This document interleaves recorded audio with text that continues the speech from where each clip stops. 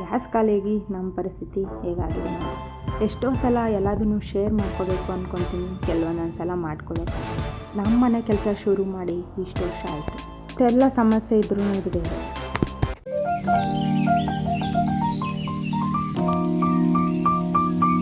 Hi hello ಎಲ್ಲರಿಗೂ ನಮಸ್ಕಾರ, welcome back to our channel. ಎಲ್ಲರೂ ಹೇಗಿದ್ದೀರಾ, ಚೆನ್ನಾಗಿದ್ದೀರಾ ಅಂತ ಭಾವಿಸ್ತೀನಿ. ನಾನು ಕೂಡ ತುಂಬ ಚೆನ್ನಾಗಿದ್ದೀನಿ. ಇವತ್ತಿನ ವಿಡಿಯೋ ನಿಮ್ಮೆಲ್ಲರಿಗೂ ಇಷ್ಟ ಆಗುತ್ತೆ ಅಂತ ಭಾವಿಸ್ತಾ ವಿಡಿಯೋನ ಶುರು ಮಾಡ್ತಾಯಿದ್ದೀನಿ. ಮೊದಲನೇದಾಗಿ ನೈಟ್ ಆಗಿಬಿಟ್ಟಿತ್ತು, ಆಲ್ರೆಡಿ ಹೊಟ್ಟೆ ತುಂಬ ಹಸುವಾಗ್ಬಿಟ್ಟಿತ್ತು. ಗ್ಯಾಸ್ ಖಾಲಿಯಾಗಿದೆ, ಬಂದಿಲ್ಲ. ಇಂಡಕ್ಷನ್ ಸ್ಟವಲ್ಲಂತೂ ನಂಗೆ ಮಾಡಲಿಕ್ಕೆ ಆಗಲ್ಲ, ತುಂಬ ಕಷ್ಟ ಆಗ್ತಿತ್ತು. ಯಾಕಂದರೆ ಅದು ಒಂದೊಂದೇ ಅಡುಗೆನ ಒಂದೊಂದೇ ಸಲ ಮಾಡಬೇಕಾಗುತ್ತೆ. ಸೊ ಅದಕ್ಕೋಸ್ಕರ ಒಲೆಯಲ್ಲೇ ಅಡುಗೆ ಮಾಡೋಣ ಅಂತ ಅಂದ್ಬಿಟ್ಟು ನಾನು ಸ್ವಲ್ಪ ಒಲೆನೆಲ್ಲ ರೆಡಿ ಮಾಡ್ಕೋತಾ ಇದ್ದೀನಿ. ಸುತ್ತ ಮಣ್ಣನ್ನು ನೀಟಾಗಿ ಕಲಿಸ್ಕೊಂಡ್ಬಿಟ್ಟು ಸ್ಮೂತಾಗಿ ಮಣ್ಣನ್ನು ಕಲಸಿ ನಾನು ಸುತ್ತ ಅದನ್ನು ಫಿಲ್ ಮಾಡ್ಕೋತಾ ಇದ್ದೀನಿ. ಏನಕ್ಕಂತಂದರೆ ಪಾತ್ರೆ ಇಟ್ಟರೆ ನೀಟಾಗಿ ಕೂರಲ್ಲ, ಅರಳಾಡ್ತಾ ಇರುತ್ತೆ. ಸೊ ಅದಕ್ಕೋಸ್ಕರ ನೀಟಾಗಿ ಈ ಥರ ನಾವು ಕವರ್ ಮಾಡ್ಕೊಂಡ್ಬಿಟ್ರೆ ನಾವು ಒಲೆ ಮೇಲೆ ಪಾತ್ರೆ ಇಟ್ಟಾಗ ಪರ್ಫೆಕ್ಟಾಗಿ ಕೂರುತ್ತೆ. ಈ ಥರನೂ ಐಡಿಯಾ ಬರುತ್ತೆ ಅಂತ ಅಂದ್ಕೊಂಡಿರಲಿಲ್ಲ.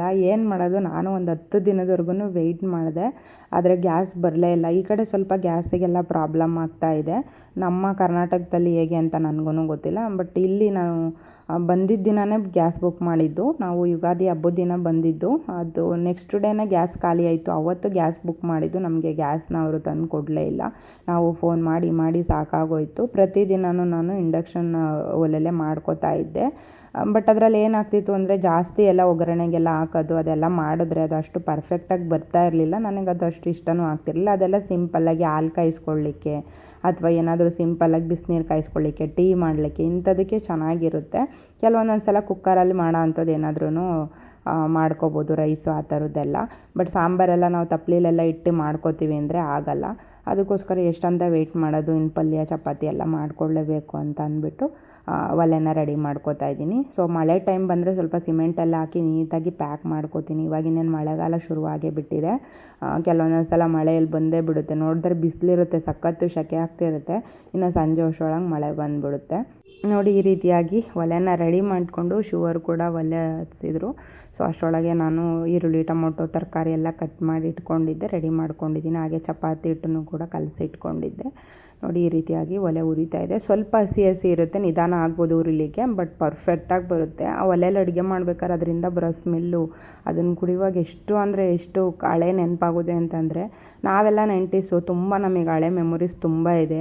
ಚಂದಮಾಮನ ನೋಡ್ಕೊಂಡು ಕೈ ತುತ್ತು ತಿಂದಿದ್ದು, ರಾಗಿ ರೊಟ್ಟಿ ತಿಂದಿದ್ದು, ಮತ್ತು ಅಕ್ಕಿ ಬಸ್ತಿರೋ ಅಂಥ ಗಂಜಿ ಕುಡ್ದಿರೋದು, ರಾಗಿ ಅಂಬಲಿ ಕುಡ್ದಿರೋದು, ರಾಗಿ ರೊಟ್ಟಿ, ಹುಚ್ಚಳ ಚಟ್ನಿ ತಿಂದಿರೋ ಅಂಥದ್ದು ತುಂಬ ಅಂದರೆ ತುಂಬ ನಾವು ಲೈಫ್ನ ಎಂಜಾಯ್ ಮಾಡಿದ್ದೀವಿ. ಈಗೆಲ್ಲ ಮೊಬೈಲು, ಬರೀ ಮೊಬೈಲು, ಎಲ್ಲದಕ್ಕೂ ಮೊಬೈಲು. ಆವಾಗ ಯಾವ ಮೊಬೈಲು ಇಲ್ಲ, ಏನೂ ಇಲ್ಲ. ಏನಾದರೂ ಒಂದು ಅಡುಗೆ ಬರೋಲ್ಲ ಅಂದರೆ ಪಕ್ಕದ ಮನೇಲಿ ಹೋಗ್ಬಿಟ್ಟು ಇದನ್ನು ಯಾವ ಥರ ಮಾಡೋದಂತ ಕೇಳ್ಕೊಂಬಂದು ಮಾಡ್ತಾಯಿದ್ವಿ ನಾವು ಚಿಕ್ಕದ್ರಲ್ಲಿ. ಸೊ ನನಗಂತೂ ತಾಯಿ ಜೊತೆಲಿ ಸಮಯ ಕಳೆದಿರೋ ಅಂಥ ನೆನಪೇ ಇಲ್ಲ. ನಾನೆಲ್ಲ ಚಿಕ್ಕಪ್ಪ ದೊಡ್ಡಪ್ಪರ ಮನೆಯಲ್ಲೇ ಬೆಳೆದಿರೋ ಅಂಥದ್ದು. ತುಂಬ ಅಂದರೆ ತುಂಬ ಸ್ಟ್ರಗಲ್ ಮಾಡಿದ್ದೀನಿ ಲೈಫಲ್ಲಿ. ನಾನು ಇಂಥ ಕಷ್ಟ ನೋಡಿಲ್ಲ ಅನ್ನೋಂಗಿಲ್ಲ. ಆ ಥರ ಎಲ್ಲ ಲೈಫಲ್ಲಿ ಕಷ್ಟ ನೋಡಿ ಇವತ್ತು ಈ ಮಟ್ಟಿಗೆ ನನ್ನನ್ನು ಭಗವಂತ ಇಟ್ಟಿದ್ದಾನೆ. ಒಂದು ತುತ್ತು ಅನ್ನ ತಿನ್ನಬೇಕಾದ್ರೂ ನಾನು ಪ್ರತಿ ಸಲವೂ ನಾನು ಭಗವಂತಗೆ ಕೃತಜ್ಞತೆ ಹೇಳ್ತಾನೆ ಇರ್ತೀನಿ. ಯಾಕಂತಂದರೆ ಒಂದು ತುತ್ತು ಅನ್ನ ಇಲ್ದಲೇ ಬದುಕಿರೋ ಅಂಥ ಜೀವ ಇದು. ಇವತ್ತಿನ್ನೂ ಇಷ್ಟು ವರ್ಷ ಆದರೂ ಬದುಕಿದ್ದೀನಿ ಅಂದರೆ ಆ ಭಗವಂತನ ಆಶೀರ್ವಾದನೇ ಸರಿ. ತಂದೆ ತಾಯಿ ಇಬ್ಬರೂ ಕಳ್ಕೊಂಡ್ಬಿಟ್ಟೆ. ಒಂಟಿ ಲೈಫ್ ಅಂತೂ ತುಂಬ ಅನುಭವಿಸ್ಬಿಟ್ಟಿದ್ದೀನಿ. ಅದಾದಮೇಲೆ ಸಿಕ್ಕಿದ್ದೆ ನನಗೆ ಶಿವರು. ತುಂಬ ಸ್ಟ್ರಗಲ್ ಮಾಡಿದ್ದೀನಿ ಲೈಫಲ್ಲಿ, ಬಟ್ ಈ ಮಟ್ಟಿಗೆ ಇರಲಿಕ್ಕೆ ನಾನು ಯಾವ್ಯಾವ ಕೆಲಸ ಮಾಡಿದ್ದೀನಿ ಅಂತ ಹೇಳಲಿಕ್ಕೆ ಆಗಲ್ಲ. ಸ್ಕೂಲ್ ಡೇಸಲ್ಲೂ ಕೂಡ ನಾವು ರಜಾ ಸಿಕ್ತು ಅಂತಂದರೆ, ಇವಾಗೆಲ್ಲ ರಜಾ ಸಿಕ್ತು ಅಂದರೆ ಅಲ್ಲಿ ಇಲ್ಲಿ ಓಡಾಡೋಕ್ಕೆ ಹೋಗ್ತಾರೆ. ಬಟ್ ನಮ್ಗೆ ಆ ಥರ ಒಂದು ಆಪ್ಷನ್ನೇ ಇರಲಿಲ್ಲ. ನಮಗೆ ಸ್ಕೂಲ್ ಡೇಸಲ್ಲೆಲ್ಲ ರಜಾ ಸಿಕ್ತು ಅಂತಂದರೆ ನೆಕ್ಸ್ಟು ಸ್ಕೂಲ್ಗೆ ನಮಗೆ ಬ್ಯಾಗು, ಬುಕ್ಕಿಗೆ ಏನಕ್ಕಾದ್ರೂ ಬೇಕಾಗುತ್ತೆ ಅಂತ ಯಾರಾದರೂ ಹೊಲದ ಕೆಲಸ ಕರೆದ್ರೆ ಅದಕ್ಕೆಲ್ಲ ನಾವು ಹೋಗಿ ಕೆಲಸ ಮಾಡಿದ್ದೆಲ್ಲ ಉಂಟು. ಪ್ರತಿ ವರ್ಷ ಯುಗಾದಿ ಹಬ್ಬ ಅಂತ ಬಂದರೆ ನಮ್ಮ ಅಪ್ಪನಿಗೆ ನಾನು ಕೆಲಸ ಮಾಡಿರೋ ಅಂಥ ದುಡ್ಡಲ್ಲಿ, ರಜಾ ಟೈಮಲ್ಲಿ ನಾನು ಕೆಲಸ ಮಾಡಿರೋ ಅಂಥ ದುಡ್ಡಲ್ಲಿ ಒಂದು ಪಂಚೆ, ಒಂದು ಬನಿಯನ್ನು ಮತ್ತು ಕಪ್ಪು ದಾರ ಇದನ್ನೆಲ್ಲ ತಂದು ಕೊಡ್ತಿದ್ದ ನೆನಪು ನನಗೆ. ತುಂಬ ಅಂದರೆ ತುಂಬ ಖುಷಿ ಪಡ್ತಿತ್ತು ನಮ್ಮ ತಂದೆ. ನನ್ನ ಮಗಳು ನನಗೆ ಈ ಥರ ತಂದು ಕೊಟ್ಲು ಅಂತ ಊರಲ್ಲೆಲ್ಲ ಹೇಳ್ಕೊಂಬರ್ತಿತ್ತು. ಸಖತ್ ಖುಷಿ ಆಗ್ತಿತ್ತು. ಅದೆಲ್ಲ ನೋಡಿದಾಗ ನನಗೂ ತಾಯಿ ಇರಬೇಕು ಅಂತ ಅನಿಸೋದು. ಬಟ್ ಯಾವತ್ತೂ ನಮ್ಮ ಅಪ್ಪ ನನಗೆ ಕಡಿಮೆಯಾಗಿ ಏನು ಸಾಕಲಿಲ್ಲ. ನಾನು ಎಲ್ಲಿವರೆಗೂ ಸ್ವಲ್ಪ ನಾನು ವಯಸ್ಸಿಗೆ ಬರೋವರೆಗೂ, ಒಂದು ಮೆಜಾರಿಟಿ ಬರೋವರೆಗೂ ಸ್ವಲ್ಪ ಎಲ್ಲರ ಜೊತೆನೇ ಬೆಳೆದಿದ್ದು. ಚಿಕ್ಕಪ್ಪ ದೊಡ್ಡಪ್ಪರ ಮನೆಯಲ್ಲೇ ಬೆಳೆದಿದ್ದು. ಆಮೇಲೆ ನನಗೆ ಬೇರೆ ಹೋಗಬೇಕು ಅಂತ ಅನಿಸಿ ನಾನು ಸ್ವಲ್ಪ ಮೈಂಡು ನನಗೆ ಇಲ್ಲ ನಾವು ಈ ಥರ ಬದುಕಬೇಕು ಅಂತ ಅನ್ನಿಸ್ದಾಗ ನಾನು ನನ್ನ ತಂದೆ ಬೇರೆ ಒಂದು ಪುಟ್ಟದಾಗಿ ಒಂದು ಮನೆ ಮಾಡಿಕೊಂಡು ಬದುಕಿದ್ದು. ಅದಾದಮೇಲೆ ನೀವೇ ನೋಡಿದ್ದೀರ ಲೈಫಲ್ಲಿ ಇಷ್ಟು ವರ್ಷ ನಾನು 4 ವರ್ಷದಿಂದ ಯೂಟ್ಯೂಬ್ ಮಾಡ್ತಿದ್ದೀನಿ, ಪ್ರತಿಯೊಂದನ್ನು ಶೇರ್ ಮಾಡ್ಕೊತಾನೆ ಇದ್ದೀನಿ. ಹೇಳ್ತಾ ಹೋದರೆ ದೊಡ್ಡದೊಂದು ಫಿಲಮ್ ಸ್ಟೋರಿನೇ ಆಗೋಗುತ್ತೆ. ಸದ್ಯಕ್ಕೆ ಬೇಡ, ವ್ಲಾಗ್ ಮೇಲೆ ಇಂಟ್ರೆಸ್ಟೇ ಹೊಂಟೋಗ್ಬಿಡುತ್ತೆ ನಿಮಗೆ. ಸದ್ಯಕ್ಕೆ ನಾನು ಶಿವ ಅವರು ಸೇರಿಕೊಂಡು ಪಲ್ಯ ಮಾಡಿದ್ವಿ. ಇವತ್ತು ಬದನೆಕಾಯಿ ಮತ್ತು ಕ್ಯಾಪ್ಸಿಕಮ್ ಹಾಕ್ಬಿಟ್ಟು ಸಿಂಪಲಾಗಿ ಒಂದು ಪಲ್ಯ ಮಾಡ್ಕೊಂಡ್ವಿ. ಆ ಒಲೆಯಲ್ಲಿ ಮಾಡ್ತಿರೋ ಫ್ಲೇವರು ತಿನ್ನೋಕ್ಕಂತೂ ನಾನಂತೂ ವೆಯ್ಟ್ ಮಾಡ್ತಿದ್ದೆ. ಹಾಗೆ ಜೊತೆಗೆ ಚಪಾತಿ ತಿಂದು ಒಂದು 4-5 ದಿನ ಆಗೋಗ್ಬಿಟ್ಟಿತ್ತು. ಇಂಡಕ್ಷನ್ ಸ್ಟವಲ್ಲಿ ಮಾಡಿದ್ರೂ ಇಷ್ಟು ಪರ್ಫೆಕ್ಟಾಗಿ ಚಪಾತಿ ಬರಲ್ಲ, ಬಟ್ ಗ್ಯಾಸಲ್ಲಿ ಮಾಡಿದ್ರೆ ಓಕೆ, ಒಲೆಯಲ್ಲಿ ಮಾಡಿದ್ರೆ ಇನ್ನೂ ಸೂಪರಾಗಿ ಬರುತ್ತೆ. ಸೊ ಒಂದು ಸ್ವಲ್ಪ ಚಪಾತಿ ಮಾಡ್ಕೊಳ್ಳೋಣ ಅಂತ ಚಪಾತಿ ಮಾಡಿಕೊಂಡೆ. ಹಾಗೆ ರೈಸ್ಗೆ ಒಳಗಡೆನೇ ಇಟ್ಬಿಟ್ಟೆ, ಇಂಡಕ್ಷನ್ ಸ್ಟವ್ ಮೇಲೇ ರೈಸ್ಗೆಲ್ಲ ಇಟ್ಬಿಟ್ಟು ಸಾಂಬಾರು ಹೇಗಿದ್ರೂ ಇತ್ತು, ಅದಕ್ಕೋಸ್ಕರ ಚಪಾತಿ ಮಾಡ್ಕೊತಾ ಇದ್ವಿ. ಅವರು ಕ್ರಿಕೆಟ್ ನೋಡಿಕೊಂಡು ಚಪಾತಿ ಬೇಯಿಸ್ತಾಯಿದ್ರು. ಏನೋ ಒಂಥರ ಖುಷಿ ನೋಡಿ. ಈಗ ಇಷ್ಟೆಲ್ಲ ಕೆಲಸ ಮಾಡ್ಕೊಂಡು ಟಯರ್ಡಾಗಿ ಬಂದಿರ್ತಾರೆ, ಈ ರೀತಿಯಾಗಿ ಒಂದು ಮನೆಯವ್ರ ಜೊತೆಲಿ ಟೈಮ್ ಕಳೆಯೋದಿದೆಯಲ್ಲ, ಅದು ತುಂಬ ಖುಷಿ ಕೊಡುತ್ತೆ. ನಮಗೂ ಅಷ್ಟೇ, ಹೆಣ್ಮಕ್ಳಿಗೆ ಅವ್ರು ಎಷ್ಟೇ ಟಯರ್ಡ್ ಆಗಿರ್ತಾರೆ ಅದು ನಮ್ಮ ಮನಸ್ಸಿಗೆ ಬರಲ್ಲ, ಬಟ್ ಅವ್ರು ನಮಗೆ ಅಂತ ಹೇಳ್ಬಿಟ್ಟು ಒಂದು 5 ಮಿನಿಟ್ ಟೈಮ್ ಕೊಡ್ತಾರಲ್ಲ, ಅದು ನಮ್ಗೆ ಎಲ್ಲದಕ್ಕಿಂತ ಸಖತ್ತು ಖುಷಿ ಕೊಡುತ್ತೆ. ನಮ್ಗೆ ಅನ್ನಿಸ್ತಿರುತ್ತೆ ಅವರು ಬೆಳಗ್ಗೆಯಿಂದ ಸಂಜೆವರೆಗೂ ಕೆಲಸ ಮಾಡಿ ಬಂದಿರ್ತಾರೆ, ಅವ್ರಿಗೂ ಸುಸ್ತಾಗಿರುತ್ತೆ, ಆಯಾಸ ಆಗಿರುತ್ತೆ ಅಂತ. ಬಟ್ ನಮಗೂ ಸುಸ್ತಾಗಿರುತ್ತೆ, ನಮಗೂ ಆಯಾಸ ಆಗುತ್ತೆ. ಅಂದರೆ ಮನೆ ಕೆಲಸ ಮಾಡ್ಬೇಕಾದ್ರೆ ಯಾವುದೂ ರಿಸ್ಟ್ರಿಕ್ಷನ್ ಇರಲ್ಲ, ಬಟ್ ಕೆಲಸ ಮಾಡಲೇಬೇಕಾಗುತ್ತೆ. ಒಂದು ಪಾತ್ರೆ ತೊಳಿಲಿಲ್ಲ ಅಂದರೆ ಅಡುಗೆ ಮಾಡೋಕ್ಕಾಗಲ್ಲ, ಒಂದು ತರಕಾರಿ ಕಟ್ ಮಾಡಲಿಲ್ಲ ಅಂದ್ರೂ ಅಡುಗೆ ಮಾಡೋಕ್ಕಾಗಲ್ಲ. ಸೊ ಅದಕ್ಕೋಸ್ಕರ ಪ್ರತಿಯೊಂದು ಕೆಲಸನೂ ಕಷ್ಟ ಅನ್ನೋದು ಇದ್ದೇ ಇರುತ್ತೆ. ಬಟ್ ಅಂಥ ಟೈಮಲ್ಲಿ ಈ ಥರ ಇಬ್ಬರು ಸೇರಿಕೊಂಡು ಏನೇನಾದರೂ ಮಾತಾಡಿಕೊಂಡು ಹಳೆಯ ನೆನಪುಗಳನ್ನೆಲ್ಲ ಮೆಲ್ಕು ಹಾಕ್ಕೊಂಡು ಈ ಥರ ಆಚೆ ಕೂತು ಅಡುಗೆ ಮಾಡೋದಿದೆಯಲ್ಲ, ಅದು ತುಂಬ ಅಂದರೆ ತುಂಬ ಖುಷಿ ಕೊಡುತ್ತೆ. ನನಗೂ ಕೂಡ ಇವತ್ತಿನ ದಿನ ತುಂಬ ಅಂದರೆ ತುಂಬ ಖುಷಿ ಆಯಿತು. ಎಷ್ಟೆಲ್ಲ ನೋವುಗಳಿದ್ರು, ಎಷ್ಟೆಲ್ಲ ಟೆನ್ಷನ್ಗಳು ಏನೇ ಇದ್ರೂ ಕೂಡ ಆ ಒಂದು ಕ್ಷಣದಲ್ಲೆಲ್ಲ ಮರ್ತೋಗ್ಬಿಡುತ್ತೆ. ನಾನು ಏನೇನೋ ಹಿಂಗೆ ಮಾತಾಡಿಕೊಂಡು ಅಡುಗೆ ಕೆಲಸ ಮಾಡಿ ಮುಗಿಸಿದ್ವಿ. ಮತ್ತು ಎಲ್ಲ ಒಳಗೆ ತೊಗೊಂಬಂದು ಇಟ್ಬಿಟ್ಟು, ಹಾಗೆ ಹಾಲು ಕಾಯ್ಲಿಕ್ಕೆ ಇಟ್ಬಿಟ್ಟು ಊಟಕ್ಕೆ ಕೂಡ ಕೂತ್ಕೊಳ್ಳೋಣ ಅಂದ್ಬಿಟ್ಟು ಎಲ್ಲ ತಗೊಂಡೋಗಿ ಒಂದು ಹತ್ರ ಇಟ್ಟೆ. ಮತ್ತು ಗ್ಯಾಸ್ ಎಲ್ಲ ನೀಟಾಗಿ ಒರೆಸಿ ಕ್ಲೀನ್ ಮಾಡ್ಕೊತೀನಿ. ಅದ್ರದ್ದೆಲ್ಲ ಏನು ಕೆಲಸ ಇಲ್ಲ ನೋಡಿ, ಯಾವ ಥರ ಇದೆ ಅದೇ ಥರ ಇದೆ. ಇನ್ನು ಶಿವರು ನಾನು ಕೂಡ ಊಟಕ್ಕೆ ಕೂತ್ಕೊಂಡ್ವಿ. ಪಲ್ಯ, ಮೊಸರು, ಚಪಾತಿ, ಅನ್ನ, ಸಾಂಬಾರು. ನಮ್ಗೆ ಈ ಥರ ಏನಾದ್ರೂ ಪಲ್ಯ ಚಪಾತಿ ಇದ್ದರೆ ತುಂಬ ಚೆನ್ನಾಗಿ ಹೊಟ್ಟೆ ತುಂಬ ಊಟ ಮಾಡ್ತೀವಿ, ಅದೊಂಥರ ನಮಗೆ ಖುಷಿ. ಮುದ್ದೆ ಊಟನೂ ಅಷ್ಟೇ ತುಂಬ ಇಷ್ಟಪಟ್ಟೆ ಮಾಡ್ತೀವಿ. ಮತ್ತು ನೆಕ್ಸ್ಟ್ ಡೇ ಮಾರ್ನಿಂಗ್ ರೂಟೀನ್ ಶುರುವಾಯಿತು. ಶಿವರು ಮಾಮೂಲಿ ಅಂತೆ ಬೆಳಗ್ಗೆನೇ ಡ್ಯೂಟಿಗೆ ಹೋಗ್ತಾರೆ. ಅವ್ರದ್ದು ಇವಾಗೆಲ್ಲ 5 ಗಂಟೆಯಿಂದನೇ ಡ್ಯೂಟಿ ಶುರುವಾಗ್ಬಿಡುತ್ತೆ. ಅವರು ಬೆಳಗ್ಗೆನೇ ಡ್ಯೂಟಿಗೆ ಹೋದರು. ಅದಾದಮೇಲೆ ನಾನು ಮನೇಲಿ ಒಬ್ಬಳೇ ಇರ್ತೀನಿ. ಏನೇನಾದ್ರೂ ಕೆಲಸ ನೋಡ್ತಾನೆ ಇರ್ತೀನಿ, ಒಬ್ಬಳೇ ಕೂತ್ಕೊಳ್ಳಲ್ಲ. ಯಾಕಂದರೆ ಮೈಂಡ್ ಮಾತ್ರ ತುಂಬ ಅಪ್ಸೆಟ್ ಆಗುತ್ತೆ. ಯಾಕಂದರೆ ನಾವು ಈಗಿರೋ ಅಂಥ ಪರಿಸ್ಥಿತಿ ಹಂಗಿದೆ, ಏನೇನಾದರೂ ಯೋಚನೆ ಬರ್ತಾ ಇರುತ್ತೆ. ಯಾಕಂತನೂ ನೀವು ಅಂದ್ಕೊಬೋದು, ಮನೆ ಶುರು ಮಾಡಿ ಆಲ್ರೆಡಿ ನಾವು 1 ವರ್ಷದ ಮೇಲೆ ಆಯಿತು. ನಾವು ಹತ್ತತ್ರ ಬಸವ ಜಯಂತಿ ಬಂದರೆ 1 ವರ್ಷ ಆಯಿತು. ನಾವು ಮನೆ ಶುರು ಮಾಡಿ 1-1.5 ವರ್ಷ ಆಯಿತು. ಫೌಂಡೇಶನ್ ಎಲ್ಲ ಹಾಕ್ಸಿದ್ದು ಸೇರಿಸಿದ್ರೇ 1.5 ವರ್ಷ ಆಯಿತು. ಬಟ್ ಇನ್ನೂ ಫಿನಿಷಿಂಗ್ ಆಗಿಲ್ಲ. ಬಟ್ ಕಮಿಟ್ಮೆಂಟ್ಗಳು ತುಂಬ ಇದ್ದಾವೆ. ತುಂಬ ಅಂದರೆ ತುಂಬ ಟೆನ್ಷನ್ ಇದೆ. ಅದರ ನಡುವೆ ನಂದು ಹಾಸ್ಪಿಟಲ್ದು ಮತ್ತು ಇನ್ನೂ ಏನೇನೋ ತುಂಬ ಪರ್ಸ್ನಲ್ಸು, ಅವೆಲ್ಲ ನನಗೆ ಸೋಷಿಯಲ್ ಮೀಡ್ಯಾದಲ್ಲಿ ಹೇಳ್ಕೊಳಕ್ಕೆ ಅಷ್ಟು ಇಷ್ಟ ಇಲ್ಲ. ಯಾಕಂದರೆ ತುಂಬ ವೈಯಕ್ತಿಕವಾಗಿರೋ ಅಂಥ ವಿಚಾರಗಳನ್ನ ಇಂಥ ಸೋಷಿಯಲ್ ಮೀಡ್ಯಾದಲ್ಲಿ ಹೇಳ್ಕೊಳ್ಳೋದು ತುಂಬ ತಪ್ಪಾಗುತ್ತೆ. ಕೆಲವೊಬ್ಬೊಬ್ಬರು ಅದನ್ನು ಪಾಸಿಟಿವ್ ಆಗೂ ತಗೋತಾರೆ, ನೆಗೆಟಿವ್ ಆಗೂ ತಗೋತಾರೆ. ಆದಷ್ಟು ನಮ್ಮ ಪರ್ಸ್ನಲ್, ನಮ್ಮ ಪ್ರೈವೇಸಿನ ನಾವು ಕಾಪಾಡ್ಕೊಳ್ಳೋದು ತುಂಬ ಇಂಪಾರ್ಟೆಂಟ್ ಅನಿಸುತ್ತೆ. ಏನೆಲ್ಲ ಶೇರ್ ಮಾಡ್ಕೊಬೋದು ಅಂಥದ್ದು ಶೇರ್ ಮಾಡ್ಕೋಬೇಕು. ತುಂಬ ಮುಖ್ಯವಾಗಿರೋದೆಲ್ಲ ಶೇರ್ ಮಾಡ್ಕೊಳಕ್ಕೆ ಹೋಗ್ಬಾರ್ದು. ಇದು ನನಗೆ ಅಂತಲ್ಲ, ಎಲ್ಲರಿಗಾದ್ರೂ ಅಷ್ಟೇ. ನೆಕ್ಸ್ಟು ಸ್ವಲ್ಪ ಶೂ ಎಲ್ಲ ತೊಳೆಯೋದಿತ್ತು. ಬೆಳಗ್ಗೆನೇ ನೀರು ಬಂದುಬಿಡುತ್ತೆ 6:30ಗೆಲ್ಲ. ಶೂಗಳನ್ನೆಲ್ಲ ತೊಳೆದಿಟ್ಬಿಟ್ಟು ಚಪ್ಪಲ್ ಸ್ಟ್ಯಾಂಡೆಲ್ಲ ತುಂಬ ಧೂಳಾಗ್ಬಿಟ್ಟಿತ್ತು. ಇನ್ನು ನಾವು ಆಚೆ ಇರೋದು ರೂಮಿನ ಕ್ಲೀನ್ ಮಾಡ್ಕೊಂಡಿಲ್ಲ ನಾನು. ಅದು ಶಿವವ್ರ ಕೈಲೇ ಅದು ಜಾಡೆಲ್ಲ ತೆಗೆಸ್ಬಿಟ್ಟು ಕ್ಲೀನ್ ಮಾಡಿಸ್ಕೋಬೇಕು. ಯಾಕಂದರೆ ನನಗೆ ಅಷ್ಟು ಹೈಟಲ್ಲೆಲ್ಲ ಹತ್ತಿ ಕ್ಲೀನ್ ಮಾಡೋಕ್ಕೆ ಸ್ವಲ್ಪ ಕಷ್ಟ ಅನಿಸುತ್ತೆ. ಅವರಿಗಂತೂ ಇತ್ತೀಚೆಗೆ ರಜೆ ಅಷ್ಟೊಂದು ಮೊದಲು ಥರ ಭಾನುವಾರ ಶನಿವಾರ ಎಲ್ಲ ಹಾಫ್ ಡೇ ಮತ್ತು ರಜೆ ಎಲ್ಲ ಸಿಗ್ತಾಯಿಲ್ಲ. ಅದಕ್ಕೋಸ್ಕರ ತುಂಬ ಬ್ಯುಸಿ ಆಗಿದ್ದಾರೆ. ಇನ್ನು ನಾವು ಊರಿಂದ ಬಂದು ಸ್ವಲ್ಪ ದಿನವೇ ಆಗಿರೋದ್ರಿಂದ ಸ್ವಲ್ಪ ದಿನ ಹೋಗಬೇಕು ಅಡ್ಜಸ್ಟ್ ಆಗಲಿಕ್ಕೆ. ಅವಾಗೆಲ್ಲ ನಿಧಾನ ಕ್ಲೀನ್ ಮಾಡ್ಕೊಳ್ಳೋಣ ಅಂದ್ಬಿಟ್ಟು ಅದೊಂದು ರೂಮ್ ಪೆಂಡಿಂಗ್ ಇಟ್ಕೊಂಡಿದ್ದೀನಿ. ಹಾಗೆಯೇ ಶೂಗಳು, ಚಪ್ಪಲ್ಗಳು ಎಲ್ಲ ಊರಿಗೆ ತೊಗೊಂಡೋಗಿದ್ದು ಸ್ವಲ್ಪ ಇತ್ತು. ಬಟ್ಟೆಗಳನ್ನೆಲ್ಲ ನೀಟಾಗಿ ವಾಷಿಂಗ್ ಮಿಷಿನ್ಗೆಲ್ಲ ಹಾಕಿ ಶೂಗಳನ್ನೆಲ್ಲ ತೊಳೆದಿಟ್ಟಿದ್ದೀನಿ. ಒಳಗಡೆಯಿಂದ ಪೈಪ್ ಹಾಕ್ಕೋತೀನಿ. ಆಚೆ ನಲ್ಲಿ ಇರೋದು. ನಾನು ಈ ಕಡೆವರೆಗೂ ಪೈಪ್ ಹಾಕ್ಕೊಂಬಿಟ್ಟು ಒಂದು ಡ್ರಮ್ ಇದೆ, ಅದರೊಳಗಡೆ ನಾನು ನೀರೆಲ್ಲ ಫಿಲ್ ಮಾಡಿ ಇಟ್ಕೊತೀನಿ. ಕೆಲವೊಂದೊಂದು ಸಲ ನೀರು ಸಾಕಾಗಲ್ಲ ಅಂತಂದರೆ ಒಂದು ಬಕೆಟ್ಗಳಿಗೆಲ್ಲ ತುಂಬಿಟ್ಕೊತೀನಿ. ಬೇಸಿಗೆ ಟೈಮ್ ಅಲ್ವಾ, ನೀರಿಗೆ ಏನಾದ್ರೂ ಪ್ರಾಬ್ಲಮ್ ಆಗ್ಬೋದು ಅಂತ ನಾನು ನೀರು ಮಾತ್ರ ಇಲ್ದಂಗೆ ಮಾಡ್ಕೊಳ್ಳೋದೇ ಇಲ್ಲ. ಯಾಕಂತಂದರೆ ಸಿಂಗಲ್ ಕೊಟ್ರಸ್ ಇರೋದು. ನಾವು ಒಳಗಡೆ ಇದ್ದಿದ್ರೆ ಒಂದಲ್ಲ ಒಂದು ಕೊಟ್ರಸಿಂದ ಅಟ್ಲೀಸ್ಟ್ ಒಂದೊಂದು ಬಿಂದಿಗೆ ತೊಗೊಂಬಂದ್ರೂ ಅವತ್ತಿನ ದಿನ ಮುಗ್ದೋಗ್ಬಿಡ್ತಿತ್ತು. ಬಟ್ ಇಲ್ಲಿ ಎಲ್ಲೂ ಕೇಳೋಕ್ಕಾಗಲ್ಲ. ಅದಕ್ಕೋಸ್ಕರ ನಾನು ತೊಟ್ಟಿಲಿ ಎಲ್ಲ ಹತ್ರನೂ ನೀರನ್ನ ಸ್ಟಾಕ್ ಇಟ್ಕೊಂಡಿರ್ತೀನಿ. ನೀಟಾಗೆಲ್ಲ ತೊಳೆದು ಯಾವಾಗ್ಲೂ ಸ್ಟಾಕ್ ಇಟ್ಕೋತೀನಿ. ಸೊ ನೆಕ್ಸ್ಟು ಆಚೆ ಎಲ್ಲ ಕಸ ಗುಡಿಸಿ ಮತ್ತು ಬಾಗಿಲೆಲ್ಲ ತೊಳೆದು ಇಲ್ಲೆಲ್ಲ ನೀರು ಹಾಕ್ಕೊಂಡೆ. ಮತ್ತು ಇನ್ನು ಗಿಡಗಳಿಗೆಲ್ಲ ನೀರು ಹಾಕ್ಕೋಬೇಕು. ನಾನು ಒಂದೊಂದು ದಿನ ಅಂದರೆ ಒಂದು ದಿನ ಬಿಟ್ಟು ಒಂದು ದಿನ ಮಾತ್ರ ನಾನು ಗಿಡಗಳಿಗೆ ನೀರು ಹಾಕ್ಕೋತೀನಿ. ಇವಾಗ ಬೇಸಿಗೆ ಟೈಮ್ ಅಲ್ವಾ, ತುಂಬ ಬೇಗ ಗಿಡಗಳೆಲ್ಲ ಒಣಗಿಬಿಡುತ್ತೆ, ನೀರು ಹಾಕಲೇಬೇಕು. ನಾನು ಊರಿಂದ ಬಂದಾಗ ತುಂಬ ಗಿಡ ಹಾಳಾಗೋಗ್ಬಿಟ್ಟಿತ್ತು. ಅದನ್ನೆಲ್ಲ ಮತ್ತೆ ರಿಪೇರಿ ಮಾಡೋಷ್ಟರೊಳಗೆ ನನಗೆ ಒಂದು ವಾರ ಆಗೋಯಿತು. ಎಲ್ಲ ಗಿಡಗಳು ಇವಾಗ ಸ್ವಲ್ಪ ಚಿಗುರ್ತಾ ಇದೆ. ಸಖತ್ ಖುಷಿ ಅನಿಸುತ್ತೆ ನನಗೆ. ಯಾಕಂದರೆ ಹಾಕಿರೋ ಗಿಡಗಳೆಲ್ಲ ಹಾಳಾಗ್ಬಿಟ್ರೆ ತುಂಬ ಬೇಜಾರಾಗುತ್ತೆ. ಸೊ ಇವಾಗೆಲ್ಲ ನೀಟಾಗೆಲ್ಲ ಕಟ್ ಮಾಡಿ ನಾನು ಅದಕ್ಕೆ ಗೊಬ್ಬರ ಎಲ್ಲ ಹಾಕ್ಬಿಟ್ಟು ಔಷಧಿ ಎಲ್ಲ ಸ್ಪ್ರೇ ಮಾಡಿ ಸ್ವಲ್ಪ ಈಗ ಓಕೆ ಪರವಾಗಿಲ್ಲ, ಚೆನ್ನಾಗೆಲ್ಲ ಚಿಗುರು ಬರ್ತಾ ಇದೆ. ಇನ್ನು ಮಳೆ ಶುರುವಾದ್ರಂತೂ ತುಂಬ ಚೆನ್ನಾಗಿ ಗಿಡಗಳು ಬರುತ್ತೆ. ಈ ಮಣ್ಣಿಗಂತೂ ಸಖತ್ತು ಚೆನ್ನಾಗಿ ಗಿಡಗಳೆಲ್ಲ ಬರುತ್ತೆ. ಮತ್ತು ಮೆಣಸಿನ ಗಿಡ ಹಾಕಿದ್ವಿ, ನೀರು ಸರಿಯಾಗಿ ಆಗ್ತಲೇ ಮೆಣಸಿನ ಗಿಡ ಪೂರ್ತಿ ಹಾಳಾಗೋಯ್ತು. ನಾವು ಒಂದು ದಿನವೂ ಒಂದು ಮೆಣಸಿನ್ಕಾಯಿ ಕೂಡ ತಿನ್ನಲಿಲ್ಲ. ಅದರಲ್ಲಿ ಏನು ಮಾಡೋಂಗಿಲ್ಲ, ಊರಿಗೆ ಹೋಗ್ಬೇಕಾಗಿರೋ ಅಂಥ ಒಂದು ಸಿಚುವೇಶನ್ ಬಂತು. ಅದಕ್ಕೋಸ್ಕರ ಹೇಗಿತ್ತು ಹಾಗೆ ಬಿಟ್ಟು ಹೋದ್ವಿ. ಇವಾಗ ಎಲ್ಲ ಹಾಳಾಯಿತು. ಬೆಳಗ್ಗೆ ಟೈಮು ನನಗೆ ಏನೂ ಇಲ್ಲ ಅಂತಂದ್ರೂ 1 ಅವರ್ ಅಥವಾ 1.5 ಅವರ್ ನಾನು ಆಚೆನೇ ಟೈಮ್ ಸ್ಪೆಂಡ್ ಮಾಡ್ತೀನಿ. ಯಾಕಂದರೆ ತಣ್ಣು ಗಾಳಿ ಬೀಸ್ತಾ ಇರುತ್ತೆ. ಎಲ್ಲರೂ ಪಾರ್ಕ್ ಮುಂದೆಗಡೆ ಎಕ್ಸಸೈಸ್ ಮಾಡ್ತಾ ಇರ್ತಾರೆ. ಪುಟಾಣಿ ಮಕ್ಕಳೆಲ್ಲ ಆಟ ಆಡ್ತಾ ಇರ್ತಾರೆ. ಅದೆಲ್ಲ ನೋಡಿಕೊಂಡು ನಾನು ಇಲ್ಲೇ ಟೈಮ್ ಸ್ಪೆಂಡ್ ಮಾಡ್ತೀನಿ. ಮತ್ತು ಬಾಳೆ ಗಿಡಗಳು ಹಾಕಿದ್ದೀನಿ, ಅದಕ್ಕೆಲ್ಲ ನೀರು ಹಾಕೋದು. ಮತ್ತು ಇದಿದೆ, ಬೇವಿನ ಮರ ಇದೆ, ಅದಕ್ಕೆ ಹಾಕ್ತೀನಿ. ಇನ್ನು ಪಾರಿಜಾತ ಗಿಡ ಇದೆ, ಅದಕ್ಕೆಲ್ಲ ನೀರು ಹಾಕೋಷ್ಟರೊಳಗೆ ಸುಮಾರು 1-1.5 ಗಂಟೆ ಟೈಮು ನಾನು ಅಲ್ಲೇ ಟೈಮ್ ಸ್ಪೆಂಡ್ ಮಾಡಿಬಿಡ್ತೀನಿ. ನಿಮ್ಗಾಗಲೇ ನಾನು ಶೇರ್ ಮಾಡಿಕೊಂಡೆ ಹಿಂದೆಯೇ, ಮೈಂಡು ಡಿಸ್ಟರ್ಬ್ ಆಗಿಬಿಡುತ್ತೆ ಏನೋ ಕೆಲಸ ಇಲ್ಲದೆ ಕೂತ್ರೆ ಅಂತ. ಸೊ ಅದಕ್ಕೋಸ್ಕರನೇ ನಾನು ಈ ಥರ ಸಣ್ಣ ಪುಟ್ಟದ ಕೆಲಸನೆಲ್ಲ ಹುಡ್ಕೊಂಡು ನಾನು ಫ್ರೀಯೇ ಕೊಡಲ್ಲ, ಆ ಥರ ನಾನು ಮಾಡ್ತಾನೆ ಇರ್ತೀನಿ. ಇತ್ತೀಚೆಗೆ ಕೆಲವೊಂದೊಂದು ಸಲ ಏನಾದರೂ ಪ್ರಾಡಕ್ಟ್ಗಳು ತಗೊಂಡಿರ್ತೀನಿ, ಎಲ್ಲರೂ ಯೂಟ್ಯೂಬಲ್ಲಿ ಕೇಳ್ತಿರ್ತಾರೆ. ನಾನು ಅದಕ್ಕೋಸ್ಕರ ಇನ್ಸ್ಟಾಗ್ರಾಮಲ್ಲೇ ಕೆಲವೊಂದೊಂದು ವಿಡಿಯೋ ಮಾಡಿ ಹಾಕ್ಲಿಕ್ಕೂ ಕೂಡ ಶುರುವಾಗಿದ್ದೀನಿ. ಏನರಲ್ಲಾದ್ರೂ ಒಂದು ಕಡೆ ನಾವು ಬ್ಯುಸಿ ಆಗಿರಬೇಕು, ತುಂಬ ಟಯರ್ಡ್ ಫೀಲ್ ತಗೋಬಾರ್ದು ಅಂತ ಹೇಳ್ಬಿಟ್ಟು. ಸೊ ಇದರಿಂದ ತುಂಬ ಹೆಣ್ಮಕ್ಳಿಗೂ ಕೂಡ ಪ್ರಾಬ್ಲಮ್ ಆಗುತ್ತೆ. ನಿಮಗೆ ಇವಾಗಲೇ ಗೊತ್ತಿರ್ಬೋದು, ಇವಾಗೆಲ್ಲ ಯೋಚನೆ ಮಾಡೋದ್ರಿಂದ ಏನೆಲ್ಲ ಪ್ರಾಬ್ಲಮ್ ಆಗುತ್ತೆ ಹೆಣ್ಮಕ್ಳಿಗೆ ಅಂತ. PCOD, PCOS ಆಗಿರ್ಬೋದು, ಥೈರಾಯ್ಡು, ಇನ್ಫರ್ಟಿಲಿಟಿ ಪ್ರಾಬ್ಲಮ್ಮು, ಇದೆಲ್ಲ ಹೆಣ್ಮಕ್ಳು ತುಂಬ ಯೋಚನೆ ಮಾಡೋದ್ರಿಂದನೇ ಬರೋವಂಥ ಕಾಮನ್ ಪ್ರಾಬ್ಲಮ್ಗಳು. ನಾವು ಇದಕ್ಕೆಲ್ಲ ಏನು ಮಾಡ್ತೀವಿ, ಪ್ರತಿದಿನ ಹಾಸ್ಪಿಟಲಿಗೆ ಹೋಗೋದು, ಅದನ್ನು ತೋರಿಸೋದು, ಇದನ್ನು ತೋರಿಸೋದು, ಬ್ಲಡ್ ಟೆಸ್ಟ್ ಮಾಡಿಸೋದು, ಇದೆಲ್ಲ ಮಾಡ್ತಾ ಇರ್ತೀವಿ. ಬಟ್ ಅದರಿಂದ ಏನೂ ಯೂಸ್ ಇಲ್ಲ. ಯಾವಾಗಲೂ ನಾವು ಮೈಂಡನ್ನು ಪೀಸ್ಫುಲ್ಲಾಗಿ ಇಟ್ಕೋಬೇಕು, ಹಂಗೆ ಕಾಮಾಗಿರಬೇಕು. ಆವಾಗ ಮಾತ್ರ ನಾವು ಏನು ಅಂದ್ಕೊಂಡಿರ್ತೀವೋ ಅದು 100% ವರ್ಕ್ ಆಗುತ್ತೆ.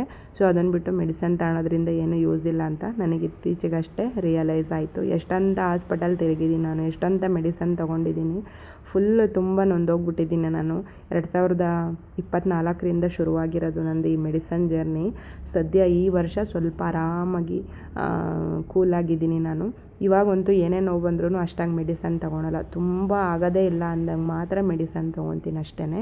ನಾನು ಎಲ್ಲ ಹೆಣ್ಮಕ್ಳಿಗೂ ಹೇಳೋದಿಷ್ಟೇ, ಪ್ರತಿದಿನ ಮನೇಲಿ ಕೆಲಸ ಇದ್ದೇ ಇರುತ್ತೆ, ಸಾಲ ಇದ್ದೇ ಇರುತ್ತೆ, ಮನಸ್ತಾಪ ಇರುತ್ತೆ, ಜಗಳಗಳು ಬರ್ತಾ ಇರುತ್ತೆ. ಎಲ್ಲದಕ್ಕೂ ಟೆನ್ಷನ್ ಮಾಡ್ಕೊಂಡು ಕೂತ್ಕೋಬೇಡಿ, ಅದರಿಂದ ನಿಮ್ಮ ಹೆಲ್ತೇ ಹಾಳಾಗುತ್ತೆ. ಅದನ್ನು ಬಿಟ್ಟು ಬೇರೆ ಏನೂ ಪ್ರಾಬ್ಲಮ್ ಸಾಲ್ವ್ ಆಗೋಲ್ಲ. ನಾವೀಗ ಏಕಾಏಕಿ ಏನಾದ್ರೂ ಯಾರಾದರೂ ಹೇಳಿದ್ರು ಅಂದರೆ ನಾವು ಕೂಗಾಡ್ಬಿಡ್ತೀವಿ, ರಿಪೀಟ್ ಅವ್ರಿಗೆ ಮಾತಾಡ್ತೀವಿ, ಅಥವಾ ಜಗಳನೇ ಆಗೋಗ್ಬಿಡುತ್ತೆ. ಅಥವಾ ಯಾರಾದರೂ ಏನಾದರೂ ಒಂದು ಅಂದಾಗ ನಾವು ಅದನ್ನೇ ಮೈಂಡಲ್ಲಿ ಇಟ್ಕೊಂಡು ಯೋಚನೆ ಮಾಡ್ತಾ ಇರ್ತೀವಿ. ಅದರಿಂದನೂ ನಮ್ಮ ನೆಮ್ಮದಿ ಹಾಳಾಗುತ್ತೆ. ಆವಾಗ ಅದೇನಾಗುತ್ತೆ ಅಂದರೆ ಹಾರ್ಮೋನ್ ಇಂಬ್ಯಾಲೆನ್ಸ್ ಆಗ್ತಾನೆ ಇರುತ್ತೆ. ಆವಾಗ ನಮಗೇನಾಗುತ್ತೆ, ಇರೆಗ್ಯುಲರ್ ಪೀರಿಯಡ್ ಆಗುತ್ತೆ, PCOD, PCOS, ಮಾಮೂಲಿ ಥೈರಾಯ್ಡು, ಆ ಥರದ್ದೆಲ್ಲ ಪ್ರಾಬ್ಲಮ್ಮು ಶುರು ಆಗ್ತಾನೆ ಇರುತ್ತೆ. ಸೊ ಅದಕ್ಕೋಸ್ಕರ ಹೆಣ್ಮಕ್ಳು ಆದಷ್ಟು ಕಾಮಾಗಿರಿ, ಕೂಲಾಗಿರಿ. ಏನೇ ಬಂದ್ರೂ ನಾವು ಇಲ್ಲ ಏನಾದ್ರೂ ಒಂದು ಮಾಡ್ತೀವಿ, ನಾವು ನಮಗಿದೆಲ್ಲ ಒಂದು ಮ್ಯಾಟ್ರ್ ಆಗೋಲ್ಲ, ನಾವು ಈ ಪ್ರಾಬ್ಲಮ್ನ ಸಾಲ್ವ್ ಮಾಡ್ಕೋತೀವಿ ಅಂತ ಹೇಳಿ ಕೂತ್ಕೊಂಡು ಯೋಚನೆ ಮಾಡಿ, ಅಥವಾ ನಿಮ್ಮ ಪಾರ್ಟ್ನರ್ ಜೊತೆಲಿ ಕೂತು ಯೋಚನೆ ಮಾಡಿ ಡಿಸಿಷನ್ ತೊಗೊಳ್ಳಿ ಅಷ್ಟೇ. ನಾನು ಅಷ್ಟೇ ತುಂಬ ಕೆಲವೊಂದೊಂದು ಸಲ ಹೇಳ್ಕೊಳಕ್ಕಾಗಲ್ಲ, ಆ ಥರದ್ದೆಲ್ಲ ಮಿಸ್ಟೇಕ್ಗಳು ಮಾಡಿಬಿಟ್ಟಿರ್ತೀನಿ ನಾನು. ಆಮೇಲೆ ನಿಧಾನಕ್ಕೆ ಶಿವರ ಹತ್ರ ಹೇಳ್ಕೊಂಡು ಎಲ್ಲ ಅದನ್ನು ಕ್ಲಿಯರ್ ಮಾಡ್ಕೋತೀನಿ. ಅವರು ಬೈತಾರೆ, ಯಾರ ಮನೇಲೂ ಜಗಳ ಆಡ್ದಂಗಿರಲ್ಲ. ನಾವು ಜಗಳ ಆಡ್ತೀವಿ, ಪ್ರತಿದಿನವೂ ಜಗಳ ಮಾಡ್ತೀವಿ, ಸಣ್ಣ ಪುಟ್ಟದಕ್ಕೆಲ್ಲ ಜಗಳ ಮಾಡ್ತೀವಿ. ಬಟ್ ಅಷ್ಟು ಜೋರು ಇಲ್ಲ. ಎಲ್ಲರ ಮನೆಯಲ್ಲೂ ಇರೋ ಥರನೇ ಸಮಸ್ಯೆಗಳಿರುತ್ತೆ. ನಾನು ವಿಡಿಯೋ ಮಾಡಿದ ತಕ್ಷಣವೇ ಅಥವಾ ನಗ್ತಾ ಏನೋ ಒಂದು ಶಾರ್ಟ್ ವಿಡಿಯೋ ಮಾಡಿದ ತಕ್ಷಣವೇ ಎಲ್ಲ ಪರ್ಫೆಕ್ಟಾಗಿದೆ ಅಂತಲ್ಲ, ಅಥವಾ ಏನೋ ಒಂದು ಒಳ್ಳೆ ಡ್ರೆಸ್ ತಗೊಂಡ ತಕ್ಷಣವೇ ಏನೋ ಒಂದು ಒಳ್ಳೆ ಜುವೆಲ್ ಹಾಕೊಂಡ ತಕ್ಷಣವೇ ಇವರೆಲ್ಲದರಲ್ಲೂ ಕರೆಕ್ಟಾಗಿದ್ದಾರೆ, ಅಯ್ಯೋ ಇವ್ರಿಗೆ ಯಾವುದಕ್ಕೂ ಪ್ರಾಬ್ಲಮ್ಮೇ ಇಲ್ಲ ಅಂತಲ್ಲ. ನಾವು ಎಲ್ಲದರಲ್ಲೂ ಮಾಮೂಲಿ ಹಂಗೇ ಬದುಕ್ತಾ ಇದ್ದೀವಿ. ನಮ್ಮದು ಸಾಲ, EMI ಪ್ರಾಬ್ಲಮ್ ಎಲ್ಲ ಇದ್ದಿದ್ದೆ, ಯಾಕಂದರೆ ಮನೆ ಕಟ್ತಾಯಿದ್ದೀವಿ. ಸೊ ಇದು ಒಂದು ಇದ್ದೇ ಇರುತ್ತೆ.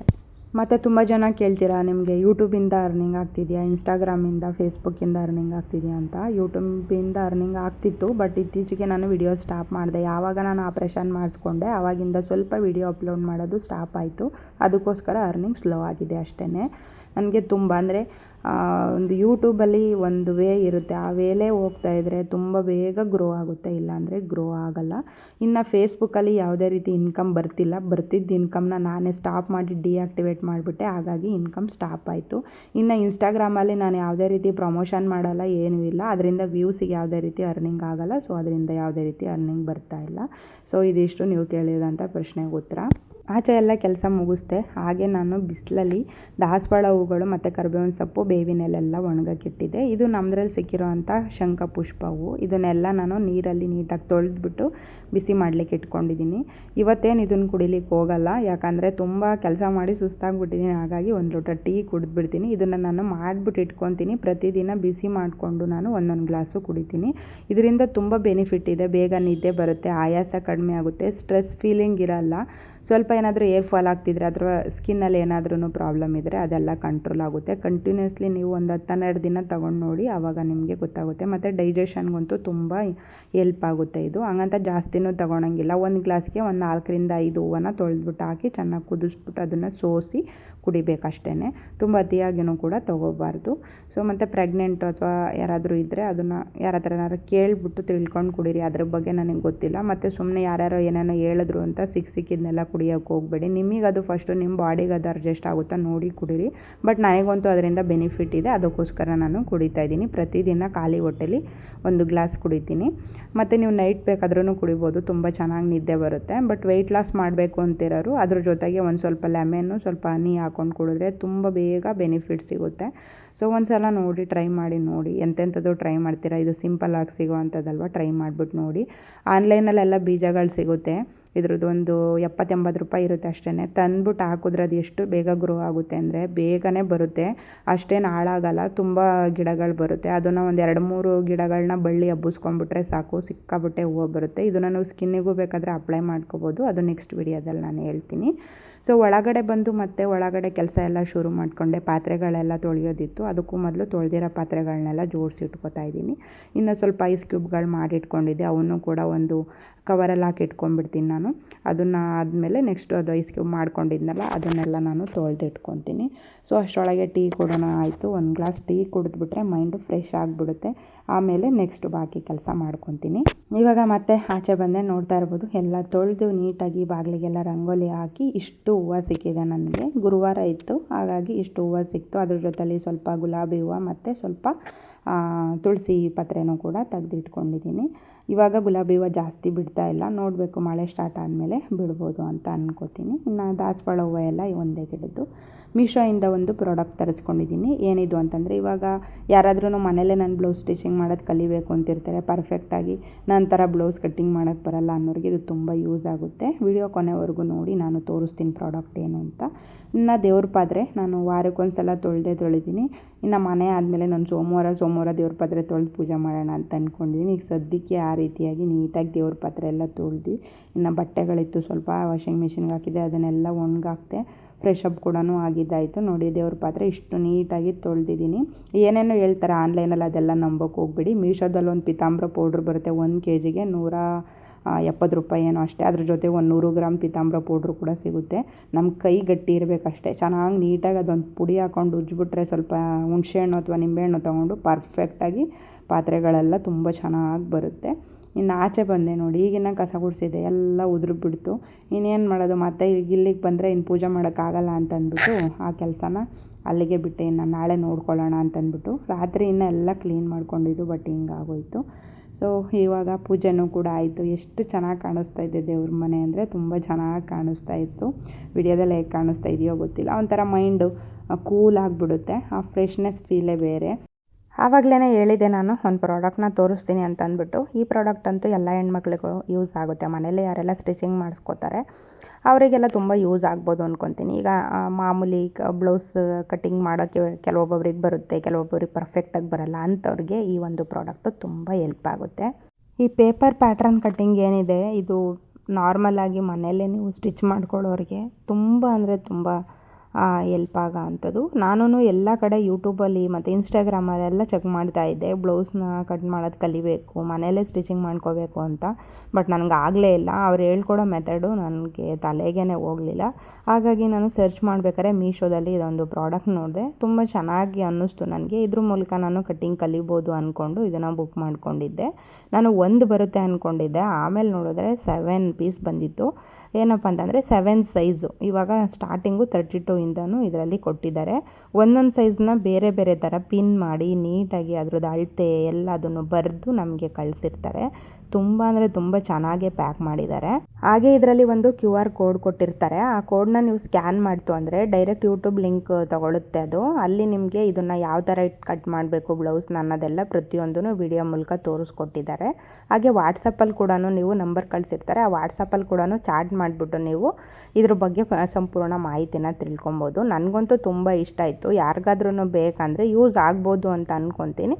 ಬೇಕಂದರೆ ಕಮೆಂಟ್ ಮಾಡಿ, ನಾನು ಖಂಡಿತವಾಗ್ಲೂ ಲಿಂಕ್ನ ಕಳಿಸ್ತೀನಿ. ಸೊ ಯಾರಿಗಾದ್ರೂ ಬೇಕಂದರೆ ಬೈ ಮಾಡ್ಕೊಬೋದು. ಜಾಸ್ತಿ ಏನು ಅಮೌಂಟ್ ಇಲ್ಲ, 184 ರೂಪಾಯಿ ಅಷ್ಟೇ. 7 ಸೈಜಸ್ ಬರುತ್ತೆ. ನೀವು ಯಾವ ಸೈಜಿಗೆ ಬೇಕಾದ್ರೂ ಇದನ್ನು ನೋಡಿಕೊಂಡು ಆರಾಮ್ಸೆ ಬ್ಲೌಸ್ನ ಕಟ್ ಮಾಡ್ಕೋಬೋದು. ತುಂಬ ಅಂದರೆ ತುಂಬ ಚೆನ್ನಾಗಿದೆ. ಓಕೆ, ವಿಡಿಯೋ ಎಂಡ್ ಮಾಡೋ ಟೈಮ್ ಇದು. ವಿಡಿಯೋನ ಇಲ್ಲಿವರೆಗೂ ನೋಡಿ ಸಪೋರ್ಟ್ ಮಾಡಿರೋ ಎಲ್ರಿಗೂ ಥ್ಯಾಂಕ್ ಯು ಸೋ ಮಚ್. ಹೀಗೆ ಸಪೋರ್ಟ್ ಮಾಡ್ತಾಯಿರಿ. ತುಂಬ ಮನಸ್ಸಲ್ಲೇ ಇಟ್ಕೊಂಡಿದ್ದೆ ಎಷ್ಟೋ ವಿಷಯಗಳನ್ನ. ಇವತ್ತು ಕೆಲವೊಂದೊಂದು ವಿಷಯನ ನಿಮ್ಗಳ ಮುಂದೆ ವಿಡಿಯೋ ಮೂಲಕ ಶೇರ್ ಮಾಡ್ಕೊಂಡಿದ್ದೀನಿ. ವಿಡಿಯೋದಲ್ಲಿ ಏನಾದ್ರೂ ನಿಮಗೆ ಬೇಜಾರು ಅನಿಸಿದರೆ ದಯವಿಟ್ಟು ತಪ್ಪಾಗಿ ತಿಳ್ಕೊಬೇಡಿ, ಬೇಜಾರು ಮಾಡ್ಕೋಬೇಡಿ. ಮತ್ತು ಮುಂದಿನ ವಿಡಿಯೋದಲ್ಲಿ ಸಿಗ್ತೀನಿ. ಅಲ್ಲಿವರೆಗೂ ಸಪೋರ್ಟ್ ಮಾಡ್ತಾಯಿರಿ. So thank you for watching. ಹಾಗೆ ಇನ್ಸ್ಟಾಗ್ರಾಮು ಫೇಸ್ಬುಕ್ಕಲ್ಲಿ ಕೂಡ ಇದ್ದೀನಿ, ನಾನು ಯೂಸ್ ಮಾಡ್ತಾಯಿದ್ದೀನಿ. ID ನಾನು ಡಿಸ್ಕ್ರಿಪ್ಷನಲ್ಲಿ ಲಿಂಕ್ ಮಾಡಿರ್ತೀನಿ. ಸೊ ಚೆಕ್ ಮಾಡಿ. Thank you for watching. Love you all. Take care.